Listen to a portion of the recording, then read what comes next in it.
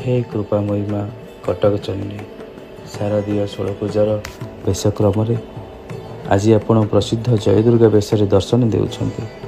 चतुर्भुज आपण शंख चक्र और त्रिशूल धारण करी आपण महिषार वक्ष को त्रिशूल विद्ध करुछन्ति तथा आपण सिंह पृष्ठरे विराजिता।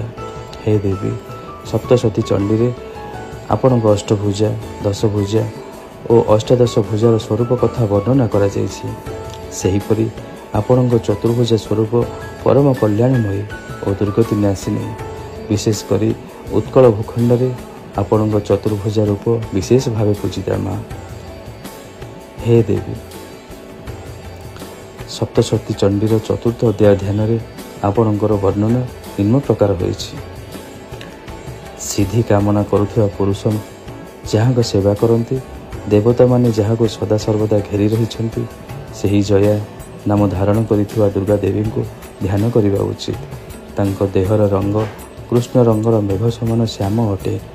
से स्वकीय कटाक्ष द्वारा शत्रुगण को भय प्रदान करती। तांको मस्तक चंद्रमार रेखा शोभा पाउछि। से निज हस्तरे शंख चक्र कृपाण और त्रिशूल धारण करिछन्ति। तांकर तीनोटी नेत्र रहिछि। से सिंहर कांध उपरे आरोहण करी निजर तेजरे त्रिभुवन को परिपूर्ण करुछन्ति।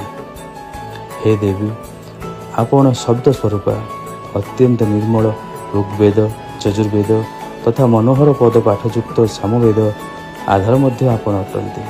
हे देवी आपण हेउछन्ति त्रयी एवं भगवत। आपण समस्त जगतर घोर दुख को नाश करि पारंती माँ।